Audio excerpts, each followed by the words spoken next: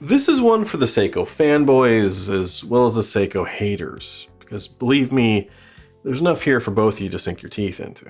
What you're looking at is the SPB511, also known as the Pro Spec 1965 Diver's 60th Anniversary Limited Edition, or some combination of those words. But there are really two things you need to know about this one before we get going. The two things that really make it special, and the first is this subtly cool wavy pattern texture dial.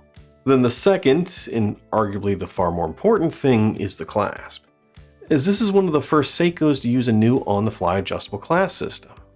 And more on that in a bit. I know it sounds kind of like Seiko's been listening to us, but don't get your hopes up too high, because it's an improvement, but it's also not exactly what you want. Anyway, let's start things off with the specs. And like I said before, this is a modern 62 mas. That 1965 anniversary part, that might throw you. But 1965 is when the first 62 mas watches were released, and those were Seiko's first real professional dive watch. The name 62 mas actually comes from the first two digits of its movement, and then the movement was also labeled as an automatic self-dater. So the middle part of that, matic self, just got shortened to mas, and the watch itself became known as the 62 mas. A little bit of history for you. So this 300-meter diver has that slim and sleek 40mm case that's been so popular recently, and especially when it comes with a 46.4mm lug-to-lug and a total thickness of 13mm, which does include case back and a sapphire crystal. And yes, I said sapphire. For those of you more familiar with Seiko's entry-level divers, you may not realize it, but once you get above that $1,000 price point when you get to the Pro Spec line, that's when a sapphire crystal as well as a Duratect anti-scratch resistant coating becomes more standard. It's just unfortunate that with Seiko you have to get to that price point before it actually becomes standard. So feel free to complain down below, but that's kind of a whole other video. Now beyond that, everything else you would expect from a good Seiko at this price is here, both the good and the bad. And that does include an unsigned screw-down crown, as well as a 120-click bezel with the patented, just okay Seiko action. If you've had any Seiko before, you know exactly what I mean. Where it's not particularly good, but it's not really bad either. It's just Seiko. And here it does come with an aluminum bezel insert. Now, sapphire and ceramic, something more scratch resistant would be nice, but Seiko still isn't quite doing that. And I gotta admit that this chalk dial-like black bezel does look great with the silvery white dial. Now, as for the case, it's a standard 62 mas, where it's almost entirely brushed, there's no crown guards giving it a retro look, which it is. And the one standout thing is the slim polished chamfer just driving it all together. Then on the back, it's got a closed case back, which points out it's a limited edition. Overall, it's a very sleek and very tooly case, and I can see why it's become the dominant Seiko diver these days. Now personally, I like the Marine Master reduced case, but comparatively, it is a little bit more blingy. And while that is what I like about it, it is more busy. And then you have the Willard, which is still tooly, but it's also a lot bigger. And the case itself is half of what you see when you look at it. So compared to those, this is the perfect size. And it's a lot more subtle. It's just an ideal tool watch. However, there's one thing I have to knock it for that isn't ideal. And it's not just this particular one, but all the 62 masses I've seen. And that's just the fit of these Endlinks. They're horrible. The Endlink doesn't seem to quite fill up the space, and there's just a huge amount of wiggle room which can expose a big gap. And it's just gross for this price point. I mean, on my Monster, I was disappointed, but I think it's fine there. But this is 3 or 4 times the cost. And it's not just with Seiko in general. I mean, other Seikos in this price range are great. It's just the 62 mas design that's embarrassingly bad when it comes to the Endlinks. Yet, I also have to admit that the flip side to all of that is that the bracelet is pretty easy to get on and off. And the drilled lugs are nice. But let's move on to the dial, because it is one of the special features here.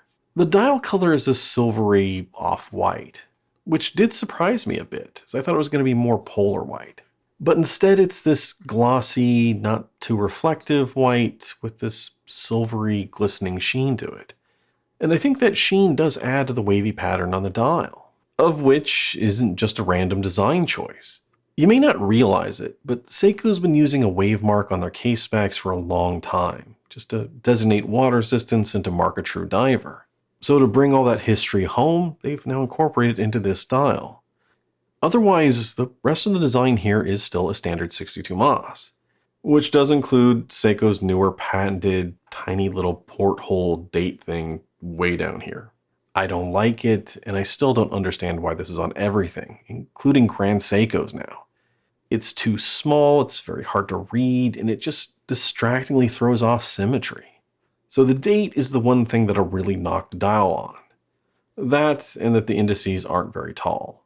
They are tall enough, but they're probably not applied, and most Seiko diver dials these days aren't. They're just pushed through the back rather than applied.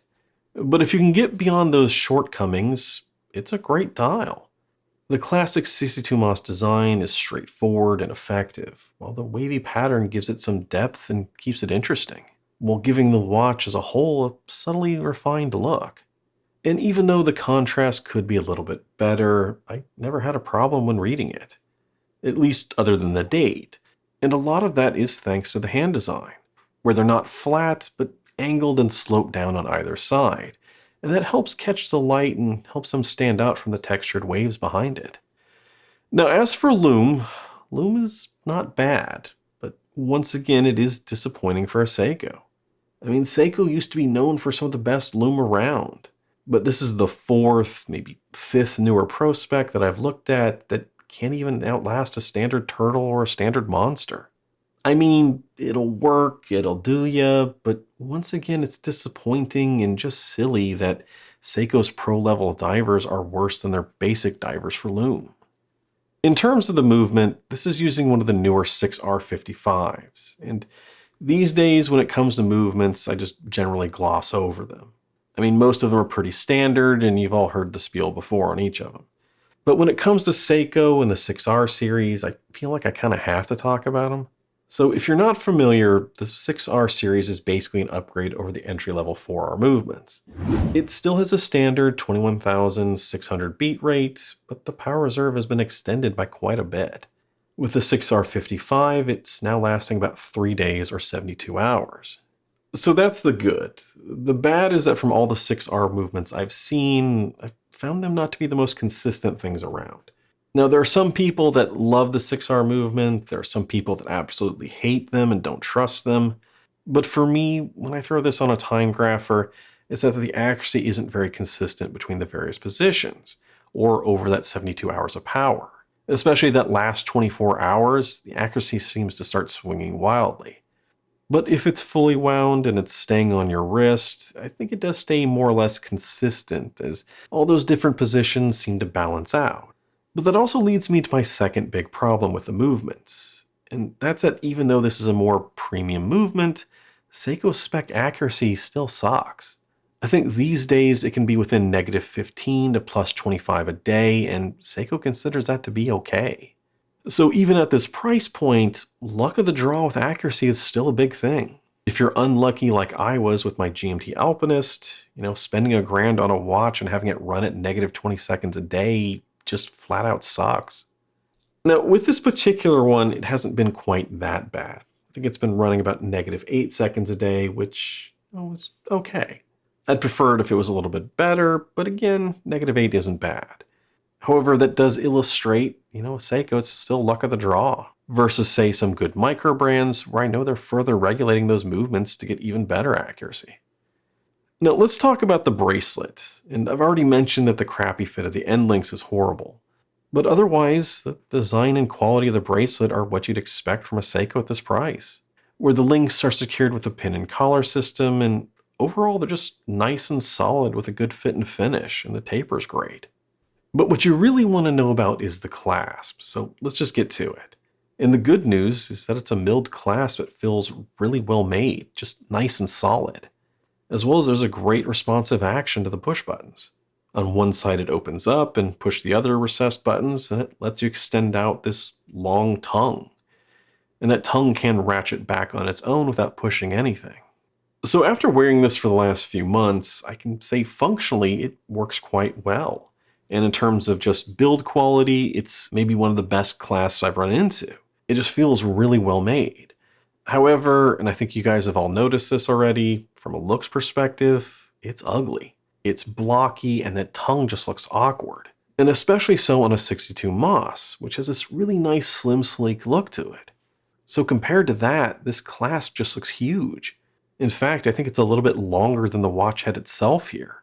Now, recently I did a little 60-second short showing this clasp off, and I think I ended it by saying that it's one with brains, not beauty. And I think I still stand by that. But one thing I should also point out here is that there were some people trying to correct me by saying that this is not an on-the-fly adjustable clasp, but more of a diver's extension. And I think there is a lot of truth to that. I mean, Seiko refers to it as such, and Seiko's primary focus is on diver's extensions. I'm not even sure they've ever called anything an on-the-fly clasp. But my point back to them is, why can't it be both? Why is an on-the-fly clasp and a diver's extension mutually exclusive? Because when I look at this thing, it has the range of a diver's extension, but it also adjusts on the fly. And it's particularly easy to adjust it on the fly while wearing it with these buttons on the outside. In fact, that may be one of the benefits functionally of this one. That if it's feeling a little bit tight, you don't need to take it off to adjust it. So call it whatever you want, but I'm going to still refer to it as an on-the-fly clasp. And besides, realistically, what is it going to get used more for? But let's get past the semantics. Now with this one, there's some good with the clasp and there's some bad with it. But I think no matter which way you look at it, it is a huge improvement over all the previous Seiko clasps I've seen. And especially this one, which a lot of you have probably never seen, which is the earlier sort of ratcheting on the fly clasp that was on the Marine Master 200. And maybe I should do a comparison video between the two, but this is one that I got that I just really didn't like. I thought it was just really thick and felt flimsy. The only other downside that I'll mention with this clasp is that it does feel a tad bulky and long on the bottom of your wrist when wearing it, and especially when it's extended out, although that's probably not a big surprise. Now it's not bad, and it was still very comfortable to wear throughout the day on my 7¼ inch wrist. And if I had to pick, I would prefer to have some adjustability than not, but compared to other clasps, it could be better. Although, I almost want to recommend not wearing this on a bracelet at all. And that's not because of the clasp, but because of the 62 Moss design. I took this on a trip with me recently, and when I did, I put it on a good hybrid strap from Barton instead of the bracelet. And it was a totally different experience when wearing it. The 62 Moss case pairs with a good strap a lot better than it does a bracelet, as it seems smaller, almost like you're not wearing anything. It's much more comfortable, and the strap helps to show off just how slim and sleek the case is. So if I do keep this one, even though the clasp is an improvement, that clasp might wind up in a box anyways, as I'd probably just keep it on a strap. And lastly, let's talk about value, or maybe not talk about value, because let's be honest here, there's not much of a point when it comes to Seiko. These days, you go to Seiko for history, for heritage, because you love some of the retro designs. Or you go to Seiko for some of their great limited dial designs. And you also go to Seiko for easy returns if you're buying them, say, off Amazon or somewhere local. But these days, you just don't go to Seiko for value anymore. And if you were to come to me asking for recommendation for a diver in this price range, unless there was something you absolutely loved about this watch, I'd probably point you towards some great micros or Christopher Ward in this price range. There you're just going to get more reliable bang for your buck, and that's just how it is these days. Bottom line is that this is a watch that shows off the best and worst of Seiko at the exact same time, where there's very little value here compared to other brands, and where nicer amenities like Sapphire and on-the-fly clasp are hidden behind a higher paywall. And Seiko has also started cheapening out on Lume and by using pressed, not applied dials. However, at the same time, while Seiko's innovation moves at the speed of a glacier, they are improving. Seiko has a lot of great history, and they can build a great well-made watch when they want to. And when it comes to design, and especially specialty dials, very few companies can do it better.